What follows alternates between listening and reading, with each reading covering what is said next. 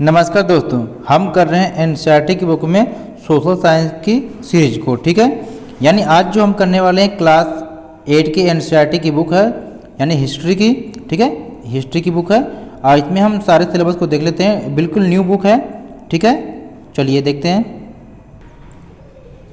प्यारे दोस्तों, यहाँ पर देखेंगे बिल्कुल एनसीईआरटी की क्लास 8 की ये आपकी हिस्ट्री की न्यू बुक है। इसमें कौन कौन से चैप्टर को हमें पढ़ना है। चैप्टर नंबर फर्स्ट पढ़ना है कि कैसे, कब और कहाँ। सेकंड पढ़ना है व्यापार से साम्राज्य तक। तीसरा है ग्रामीण क्षेत्र पर शासन करना। चौथा है आदिवासी देखू और एक स्वर्ण युग। पांचवा है जब जनता बगावत करती है। 6 है देसी जनता को सभ्य बनाना। और 7वां है महिलाएं जाति एवं सुधार। और 8 आपका यहाँ पर है राष्ट्रीय आंदोलन का संगठन। ठीक है, चलिए इन सारे चैप्टरों को आपको पढ़ना है। तो अगर आपने क्लास 6, 7 की हिस्ट्री ज्योग्राफी को नहीं अगर देखा है तो जरूर देखें प्लेलिस्ट से या डिस्क्रिप्शन बॉक्स में। क्लास 8 की ज्योग्राफी को हमने भी शुरू कर दिया। ठीक है, तो चलिए हम शुरू करते हैं अपने। तो प्यारे दोस्तों, हमने यहाँ पर क्लास 8 के हिस्ट्री के चैप्टर फर्स्ट को शुरू कर दिए हैं। नाम है प्रारंभिक कथन, कैसे, कब और कहाँ।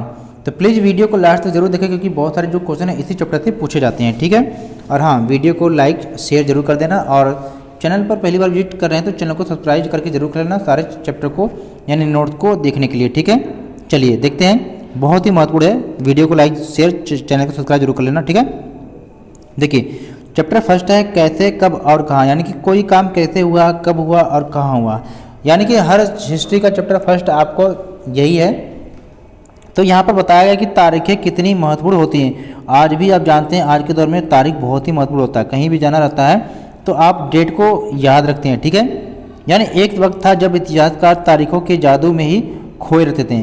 कब किस राजा की ताजपोशी हुई, कब कौन सा युद्ध हुआ, इन्हीं तारीखों पर क्या है गर्मागर्म बहसें चलती थी। ठीक है, आम समझ के हिसाब से इतिहास को तारीखों का पर्याय माना जाता था। आपने भी लोगों को यह कहते हुए सुना होगा, इतिहास तो बहुत उबाय है भाई, बस तारीखें रटते चले जाओ। क्या इतिहास के बारे में यह धारणा सही है? यानी आप लोग जानते हैं कि बहुत सारे लोगों के मन में यही धारणा बनी रहती है कि जो इतिहास होता है काफ़ी उबाऊ होता है, इसमें बहुत सारे सन को याद करना पड़ता है। ठीक है, चलिए अब देखिए इसमें कोई शक भी नहीं है, इतिहास अलग अलग समय पर क्या आने वाले बदलाव के बारे में ही होता है। ठीक है, इसका संबंध इस बात से ही है कि अतीत में चीज़ें किस तरह की थी और उनमें क्या बदलाव आए हैं। जैसे कि हम अतीत और वर्तमान की तुलना करते हैं, हम समय का जिक्र करने लगते हैं, हम पहले और बाद में, यानी हम पहले और बाद में की बात भी करने लगते हैं। ठीक है, आपने देखा होगा कि पहले क्या हुआ था, आज क्या हो रहा है। तो रोज़मर्रा की ज़िंदगी में हम अपने आसपास की चीज़ों पर क्या हमेशा ऐतिहासिक सवाल नहीं उठाते हैं। हम चीज़ों को स्वाभाविक मानकर ही चलते हैं, मानो जो कुछ हमें दिख रहा है वह हमेशा ही से ऐसा ही रहा हो। लेकिन हम सबके सामने कभी कभी अचंभे के क्षण आते हैं। ठीक है, कई बार हम उत्सुक हो जाते हैं और ऐसे सवाल पूछते हैं जो वाकई ऐतिहासिक होते हैं। किसी व्यक्ति को सड़क किनारे चाय के घुट भरते देखकर आप इस बात पर हैरान हो सकते हैं कि चाय या कॉफ़ी पीने का चलन शुरू कब से हुआ होगा। या आपने भी नोटिस किया होगा आपके घर में जो बच्चे होते हैं वो यानी ऐसे ऐसे सवाल पूछते हैं कि आप उसका आंसर नहीं दे पाते हैं। रेलगाड़ी की खिड़की से बाहर झांकते हुए आपने जहन में यह सवाल उठ सकता है कि रेलवे का निर्माण कब हुआ। रेलगाड़ी के आने से पहले लोग दूर दूर की यात्रा किस तरह कर पाते थे। यानी आप भी अपने पापा से, दादाजी से आप पूछते होंगे कि पहले के ज़माने में लोग कैसे यात्रा करते थे। ठीक है, तो रेलगाड़ी के आने से पहले आपने देखा कि लोग किस तरह से यात्रा करते थे। सुबह से अखबार पढ़ते हुए आप यह जानने के लिए उत्सुक हो सकते हैं कि जिस ज़माने में अखबार नहीं छपते थे उस समय लोगों की चीज़ों की जानकारी कैसे मिलती थी। जैसे आज आप अखबार है, टीवी है, नेट के द्वारा आप पता कर लेते हैं कि भाई घटना पहले क्या घटा था, अब क्या घटा हुआ, पल पल की खबर आपको मिलती रहती है। लेकिन एक टाइम ऐसा था कि उस समय ये अखबार भी नहीं थे, तो लोग क्या है कि उस समय की लोगों की जानकारी कैसे होती थी। ठीक है, अब यहाँ पर चित्र आप देख रहे होंगे। ठीक है, ये जो चित्र है यहाँ पर क्या दिखाया गया है आप इसको देखेंगे। इसमें बताया गया है कि ब्राह्मण ब्रिटेनिया को शास्त्र भेंट कर रहे हैं। जेम्स रेनेल द्वारा तैयार किए गए पहले नक्शे का आवरण चित्र है। देखिए आपसे क्वेश्चन क्या बन सकता है कि पहले जो नक्शा किसने बनाया था, जेम्स रेनेल द्वारा बनाया गया था। ठीक है, यानी कि रॉबर्ट क्लाइव ने रेनेल को हिंदुस्तान के नक्शे तैयार करने का काम सौंपा था। ठीक है, तो क्वेश्चन कहीं से भी बन सकता है। आप हर एक चीज को फैक्ट पढ़ेंगे, एनसीईआरटी की बुक आप जानते ही है। भारत पर अंग्रेजों की विजय के समर्थन, भारत पर अंग्रेजों की विजय के समर्थक रेनेल को वर्चस्व स्थापित करने की प्रक्रिया में नक्शे तैयार करना बहुत महत्वपूर्ण लगता था। इस तस्वीर में दिखाया गया है कि भारत के लोग स्वेच्छापूर्वक अपने प्राचीन पवित्र ग्रंथ ब्रिटिश सत्ता की प्रतीक ब्रिटानिया को सौंप रहे हैं, मानो वे उसे भारतीय संस्कृति की रक्षा के लिए आने का आग्रह कर रहे हो। ठीक है, चलिए आगे देखते हैं। सेकेंड पेज पे देखेंगे यहाँ पर, यानी एक एक चीज को पढ़ना है। क्वेश्चन इसी फैक्ट से पूछता है, यानी ये सारे ऐतिहासिक सवाल हमें समय के बारे में सोचने के लिए प्रेरित कर देते हैं। समय को हमेशा साल या महीनों के पैमाने पर ही नहीं देखा जा सकता है। कई बार ऐसी प्रक्रियाओं के लिए कोई तारीख तय करना वाकई गलत होता है जो एक लंबे समय तक चलती रहती है। ठीक है, और आप देख रहे हैं कि भारत में लोगों ने अचानक एक दिन सुबह क्या सवेरे चाय पीना शुरू नहीं किया होगा। यानी आप जिसे आज चाय पीते हुए किसी को आप देखते हो तो ऐसा नहीं है कि जो लोग पीते हैं अचानक से ही चाय पीने लगे। यानी इस चाय के बनने की प्रक्रिया काफ़ी एक लंबी रही होगी, यानी इसका स्वाद धीरे धीरे ही उनकी जबान पर चढ़ा था। ठीक है, इस तरह की प्रक्रियाओं के लिए कोई स्पष्ट तिथि नहीं हो सकती। इस तरह हम ब्रिटिश शासन की स्थापना के लिए भी कोई एक तिथि नहीं बता सकते हैं। राष्ट्रीय आंदोलन किस दिन शुरू हुआ या अर्थव्यवस्था या समाज में किस दिन बदलाव आए यह बताना भी संभव नहीं है। ठीक है, ये सारी जो चीज़ें एक लंबे समय में घटी। ऐसे में हम सिर्फ एक अवधि की ही बात कर सकते हैं, एक लगभग सही अवधि के बारे में बता सकते हैं जब एक खास बदलाव दिखाई देने शुरू हुए होंगे। ठीक है, चलिए आगे देखते हैं। तो फिर लोग क्या है, तो फिर लोग इतिहास को तारीखों से जोड़कर क्यों देखते हैं? इस जुड़ाव की एक वजह है, एक समय था जब युद्ध और बड़ी बड़ी घटनाओं के ब्यौरे को ही इतिहास माना जाता था। यह इतिहास राजा महाराजाओं और उनकी नीतियों के बारे में होता था। इतिहासकार ये लिखते हैं कि कौन से साल राजा को ताज पहनाया गया, किस साल उसका विवाह हुआ, किस साल उसके घर में बच्चा पैदा हुआ और कौन से साल उसने कौन सी लड़ाइयाँ लड़ी, वह कब मरा और उसके बाद कब कौन सा शासक गद्दी पर बैठा। ठीक है, इस तरह की घटनाओं के लिए निश्चित तिथि बताई जा सकती है और इस तरह के इतिहासों में तिथियों का महत्व बना रहता है। जैसे कि आपने देखा है कि पिछले 2 साल की इतिहास की किताबों में आपने देखा है, अब इतिहासकार बहुत सारे दूसरे मुद्दों और दूसरे सवालों के बारे में भी लिखने लगे हैं। ठीक है, वे इस बात पर ध्यान देते हैं कि लोग किस तरह अपनी रोजी रोटी चलाते थे, वे क्या पैदा करते थे और क्या खाते थे, शहर में कैसे बने और बाजार किस तरह फैले। ठीक है, किस तरह रियासतें बनी, नए विचार पनपे और संस्कृति व समाज किस तरह से बदले। ठीक है, ये सब चीज़ें आप देख रहे होंगे। यहाँ ये चित्र सेकंड 2 में आप देखेंगे, यहाँ पर दे रखा है कि विज्ञापनों से भी पसंद नापसंद तय होती है। पुराने विज्ञापनों से हमें यह समझने में मदद मिलती है कि नए उत्पादों के लिए बाजार किस तरह तैयार हुए और किस तरह नई रुचियां चलन में आई। 1922 में लिप्टन चाय के लिए तैयार किया गया यह विज्ञापन इस बात की ओर संकेत करता है कि दुनिया भर के शाही लोग यही चाय पीते हैं। इस तस्वीर में पीछे की तरह एक भारतीय महल दिखाई दे रहा है, जबकि अगले हिस्से में ब्रिटेन की रानी विक्टोरिया का तीसरा बेटा राजकुमार आर्थर घोड़े पर बैठा हुआ। अब देखिए, राजकुमार आर्थर विक्टोरिया रानी का तीसरा बेटा था। क्वेश्चन देखिए कहीं से भी बन सकता है। ठीक है ना, राजकुमार आर्थर को ड्यूक ऑफ कनाट की पदवी दी गई थी। अब देखिए, आपसे क्वेश्चन यहाँ भी पूछा सकता है कि राजकुमार आर्थर को कौन सी पदवी दी गई थी, तो ड्यूक ऑफ कनाट की पदवी दी गई थी। ये भी आप नोट करते चलेंगे। ठीक है, बहुत अच्छा। चलिए आगे देखते हैं। अब यहाँ पर ध्यान देंगे कि कौन सी तारीखें, कुछ तारीखों को महत्वपूर्ण मानने का पैमाना क्या होता है। हम जो तारीखें चुनते हैं, जिन तारीखों के इर्द गिर्द हम अतीत की कहानी बुनते हैं, वे अपने आप में महत्वपूर्ण नहीं होती। वे इसलिए महत्वपूर्ण हो जाती हैं क्योंकि हम कुछ खास घटनाओं को महत्वपूर्ण मानकर चलने लगते हैं। अगर अध्ययन का विषय बदल जाता है, अगर हम नए मुद्दों पर ध्यान देने लगते हैं तो महत्वपूर्ण तारीखें भी बदल जाती है। ठीक है, एक उदाहरण पर विचार कीजिए, यानी कि भारत में ब्रिटिश इतिहासकारों ने जो इतिहास लिखे उनमें हर एक गवर्नर जनरल का शासन काल महत्वपूर्ण है। ये इतिहास प्रथम गवर्नर जनरल वारेन हेस्टिंग के शासन से शुरू होते थे और आखिरी वायसराय लॉर्ड माउंटबेटन के साथ खत्म होते हैं।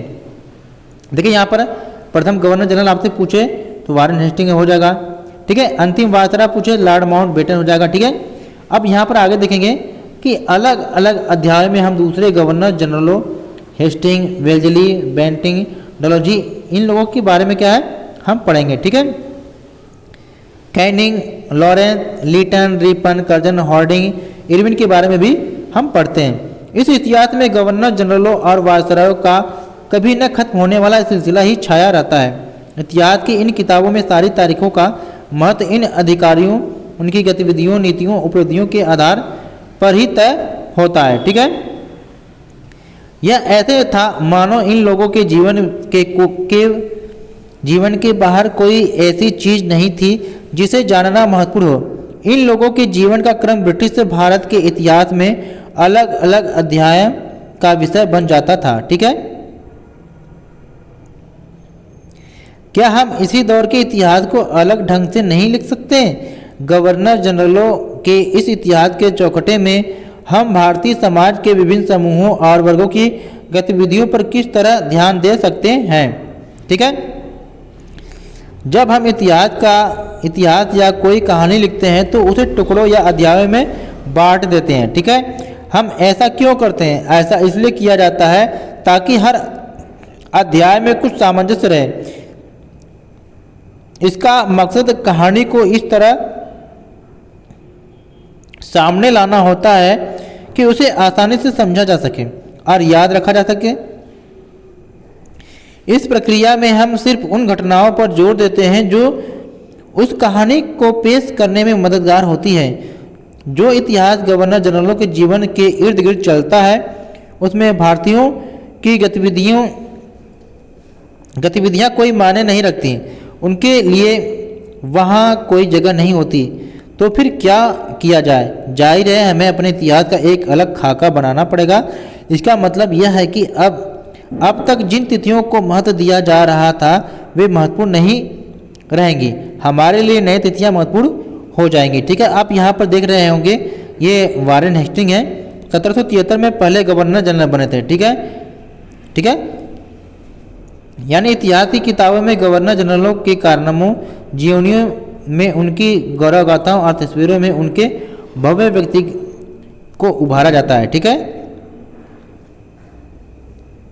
अब आगे देखते हैं हम अवधियां कैसे तय करते हैं। 1817 में स्कॉटलैंड के अर्थशास्त्री और राजनीतिक दार्शनिक जेम्स मिल ने तीन विशाल खंडों में ए हिस्ट्री ऑफ ब्रिटिश इंडिया यानी ब्रिटिश भारत का इतिहास नामक की किताब लिखी। अब देखिए आपसे पूछा जा सकता है कि ए हिस्ट्री ऑफ ब्रिटिश इंडिया नामक पुस्तक किसने लिखी? तो यह जो लिखी थी जेम्स मिल ने लिखी थी। तो ये भी क्या आपके सीटेट के एग्जाम के लिए काफ़ी महत्वपूर्ण है, ठीक है। इसको भी नोट करके आप रख लेंगे, ठीक है। चलिए, इस किताब में उन्होंने भारत के इतिहास को हिंदू, मुस्लिम और ब्रिटिश तीन कालखंडों में बांटा। यानी आपसे पूछा जा सकता है कि जो जेम्स मिल की किताब थी इसमें इतिहास को कितने कालखंडों में बांटा गया है? तो तीन है, नाम भी हिंदू, मुस्लिम और ब्रिटिश, ठीक है। कालखंडों के इस निर्धारण को ज़्यादातर लोगों ने मान भी लिया। क्या आपको भारतीय इतिहास को समझने के इस तरीके में कोई समस्या दिखाई देती है? इतिहास को हम अलग अलग कालखंडों में बांटने की कोशिश क्यों करते हैं, ठीक है। इसकी भी एक वजह है, हम एक दौर की खासियतों, उसके केंद्रीय तत्वों को पकड़ने की कोशिश करते हैं।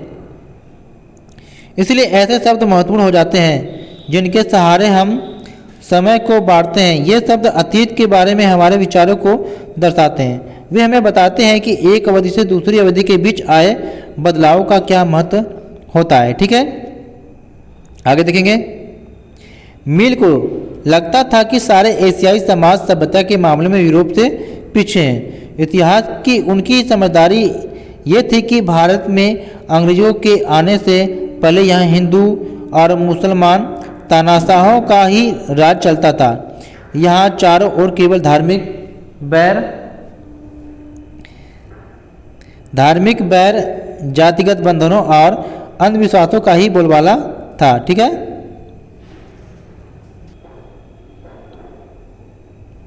मिल की राय में ब्रिटिश शासन भारत को सभ्यता की राह पर ले जा सकता था।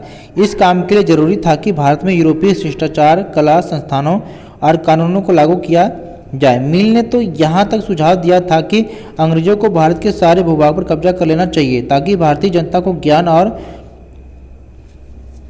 ज्ञान और सुखी जीवन प्रदान किया जा सके।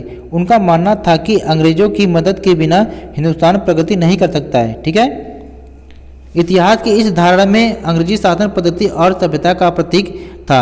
अंग्रेजी शासन से पहले सारा अंधकार का दौर था।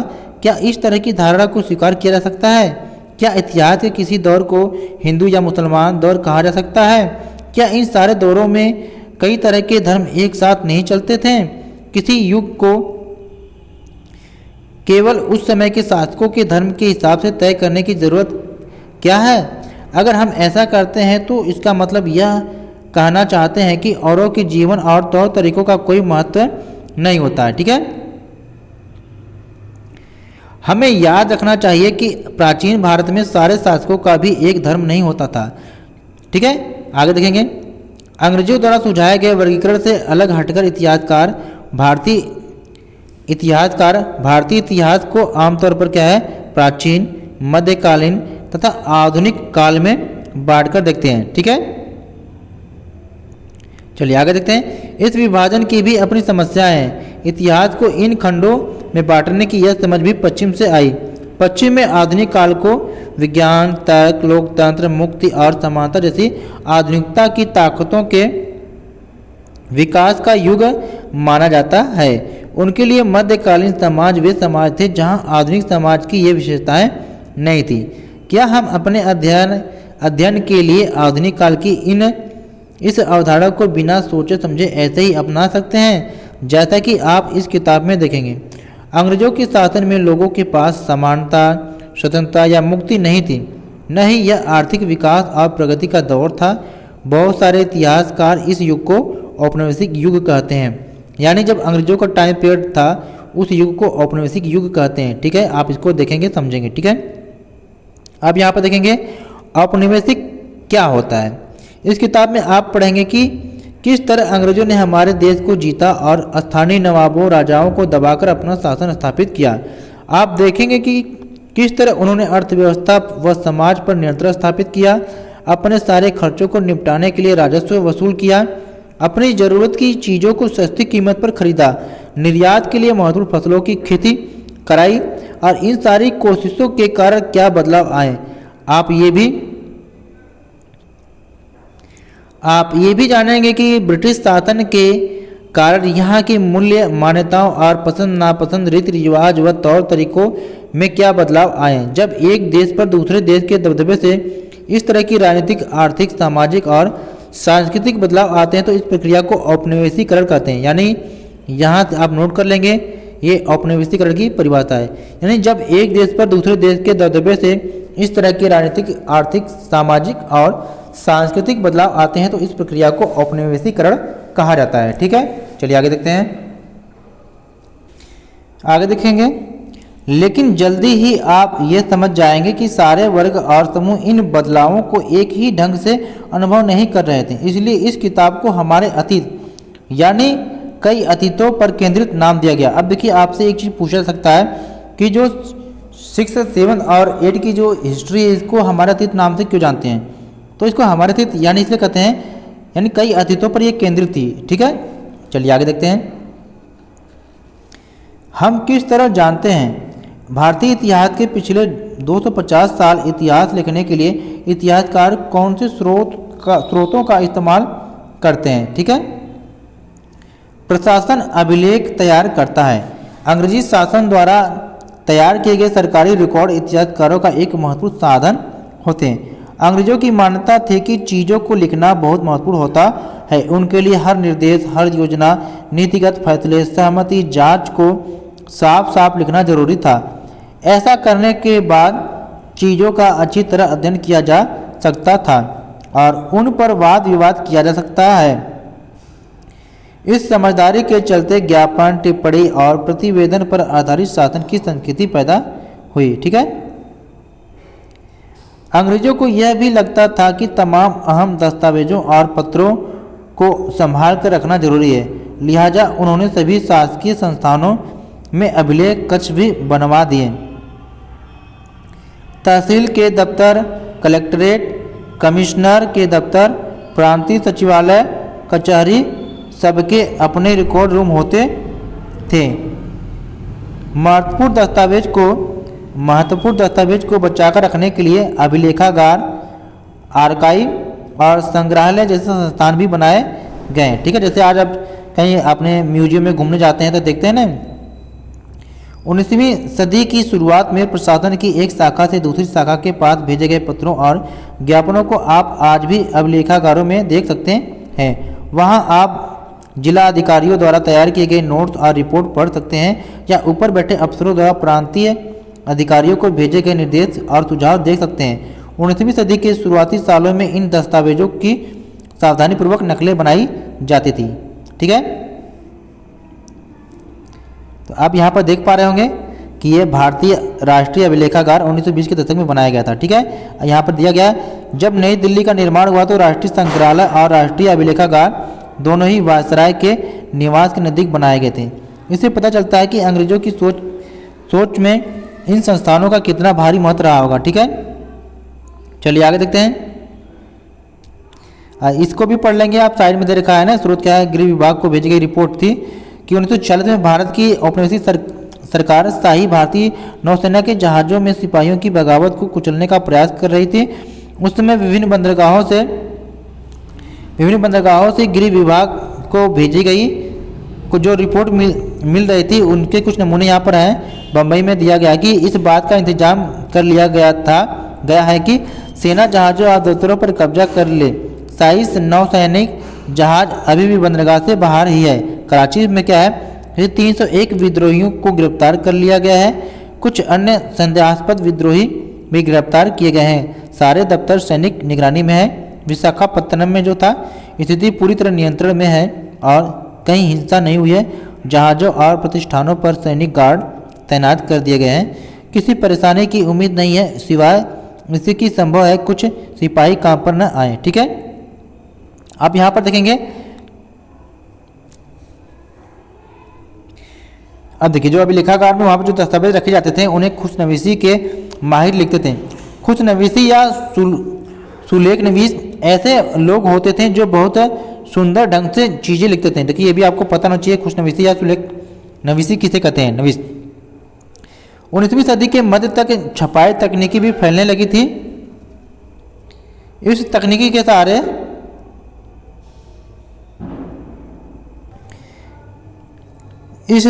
के सहारे अब प्रत्येक सरकारी विभाग की कार्यवाहियों के दस्तावेजों की कई प्रतियां बनाई जाने लगी। ठीक है। सर्वेक्षण का बढ़ता महत्व। औपनिवेशिक शासन के दौरान सर्वेक्षण का चलन भी महत्वपूर्ण होता गया। अंग्रेजों का विश्वास था कि किसी देश पर अच्छी तरह शासन चलाने के लिए उसको सही ढंग से जानना बहुत जरूरी है। ठीक है। 19वीं सदी की शुरुआत तक पूरे देश का नक्शा तैयार करने के लिए बड़े बड़े सर्वेक्षण किए जाने लगे। गांव में राजस्व सर्वेक्षण किए गए। इन सर्वेक्षणों में धरती की सतह, मिट्टी की गुणवत्ता, वहां मिलने वाले पेड़ पौधों और जीव जंतुओं तथा स्थानीय इतिहासों व फसलों का पता लगाया जाता था। अंग्रेजों की राय में किसी इलाके का शासन चलाने के लिए इन सारी बातों को जानना जरूरी था। 19वीं सदी के आखिर से हर 10 साल में जनगणना भी की जाने लगी। जनगणना के जरिए भारत के सभी प्रांतों में होने वाले लोगों की संख्या, उनकी जाति, इलाके और व्यवसाय के बारे में जानकारियां इकट्ठा की जाती थी। इसके अलावा वानस्पतिक सर्वेक्षण, प्राणी वैज्ञानिक सर्वेक्षण, पुरातात्विक सर्वेक्षण, मानवशास्त्रीय सर्वेक्षण, वन सर्वेक्षण आदि कई दूसरे सर्वेक्षण भी किए जाते थे। अब यहाँ पर देखिए आपको चित्र में दिखाया गया शरीफ का पौधा है। ये 1770 के दशक का है। अंग्रेजों द्वारा बनाए गए वानस्पतिक उद्यानों और प्राकृतिक इतिहास के संग्रहालयों में विभिन्न पौधों के नमूने और उनसे संबंधित जानकारियां इकट्ठा की जाती थी। इन नमूनों के चित्र स्थानीय कलाकारों से बनवाए जाते थे। अब इतिहासकार इस बात पर ध्यान देने लगे हैं कि इस तरह की जानकारी किस तरह इकट्ठा की जाती थी और इससे उपनिवेशवाद के बारे में क्या पता चलता है। आगे देखेंगे, अधिकृत रिकॉर्ड से क्या पता नहीं चलता। रिकॉर्ड्स के इस विशाल भंडार से हम बहुत कुछ पता लगा सकते हैं, फिर भी इस बात को नज़रअंदाज नहीं किया जा सकता है कि ये सारे सरकारी रिकॉर्ड हैं। ठीक है, आप देख पा रहे होंगे। तो ये चित्र जो बनाया गया था भाई, बंगाल में मानचित्र और सर्वेक्षण कार्य चल रहा है। यहाँ पर जेम्स प्रिंसप द्वारा बनाया गया तस्वीर है ये। ठीक है, 1832 में। ध्यान से देखेंगे कि सर्वेक्षण में इस्तेमाल होने वाले सारे उपकरणों को चित्र के अगले हिस्से में दिखाया गया। चित्रकार इस परियोजना के वैज्ञानिक स्वरूप पर खासतौर से जोर देना चाहता है।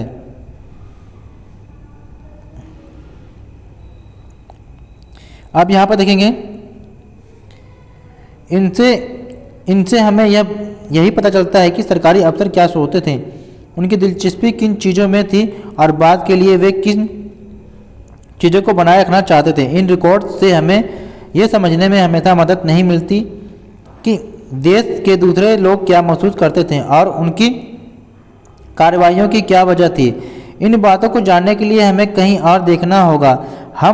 जब हम ऐसे दूसरे स्रोतों की तलाश में निकलते हैं तो उनकी भी कोई कमी नहीं रहती, लेकिन सरकारी रिकॉर्ड्स के मुकाबले उन्हें ढूंढना जरा मुश्किल का साबित होता है। इस लिहाज से लोगों की डायरियाँ, तीर्थ यात्राओं और यात्राओं के संस्मरण महत्वपूर्ण, लोगों की आत्मकथाएँ और स्थानीय बाजारों में बिकने वाली लोकप्रिय पुस्तिकाएँ महत्वपूर्ण हो जाती हैं। जैसे जैसे छपाई की तकनीकी फैली, अखबार छपने लगे और विभिन्न मुद्दों पर जनता में बहस भी होने लगी, नेताओं और सुधारकों ने अपने विचारों को फैलाने के लिए लिखा। कवियों और उपन्यासकारों ने अपनी भावनाओं को व्यक्त करने के लिए लिखा। ठीक है, लेकिन ये सारे स्रोत उन लोगों ने रचे हैं जो पढ़ना लिखना जानते थे। इनसे हम यह पता नहीं लगा सकते हैं कि आदिवासी और किसान, खदानों में काम करने वाले मजदूर या सड़क पर जिंदगी गुजारने वाले गरीब किस तरह के अनुभवों से गुजर रहे थे। अगर हम थोड़ी और कोशिश करें तो हम इस बारे में भी जान सकते हैं। जैसे जैसे आप इस किताब में आगे पढ़ेंगे आपको यह बात समझ में आने लगेगी। ठीक है, अब ऊपर इस चित्र में भी आप देखेंगे क्या दिखाया गया है कि तस्वीरों को बहुत ध्यान से देखना चाहिए। उनमें हमें चित्रकार की सोच पता चलती है। 1857 के विद्रोह के बाद अंग्रेजों द्वारा तैयार की गई सचित्र पुस्तक में यह तस्वीर कई जगह दिखाई देती है। इस तस्वीर के नीचे लिखा होता था बागी सिपाही। ठीक है, लूट खसोट में लगे हुए। अंग्रेजों की नज़र में विद्रोही जनता लालची, दुष्ट और बेरहम थी। इस विद्रोह के बारे में आप अध्याय 5 में पढ़ेंगे। ठीक है, चलिए अब देखिए यहाँ पर स्रोत नंबर 2 है, इसको भी पढ़ लेंगे। इंसान के खाने के लायक नहीं है। ठीक है, अखबारों से देश के विभिन्न विभागों में चल रहे आंदोलनों का पता चलता है। यहाँ 1946 में हुई पुलिस की एक हड़ताल की खबर दी गई है। दिल्ली में 2000 से ज़्यादा पुलिस वालों ने बृहस्पतिवार सवेरे अपने कम वेतन और पुलिस लाइन्स बावर्ची खाने से आने वाले घटिया भोजन के खिलाफ खाना खाने से इनकार कर दिया। जैसे जैसे यह खबर पूरे पुलिस थाना पर पहुंची, वहां भी पुलिस वालों ने खाने से इनकार कर दिया। एक हड़ताली का कहना था, पुलिस लाइन्स की रसोई से हमारे लिए जो खाना आता है वह कोई इंसान नहीं खा सकता। हमें तो चपाती और दाल खानी पड़ती है, उसे जानवर तक नहीं खा सकते। तो प्यारे दोस्तों, हमने यहाँ पर क्लास 8 हिस्ट्री के चैप्टर नंबर 1 को कंप्लीट कर लिया। प्लीज़ वीडियो को लाइक, शेयर और चैनल को सब्सक्राइब कर लें सभी प्रकार के एनसीईआरटी बुक को देखने के लिए और प्रैक्टिस करने के लिए। अगर आप सीटेट क्वालिफाई करना चाहते हैं पेपर 2 SST तो थैंक्स फॉर वॉचिंग।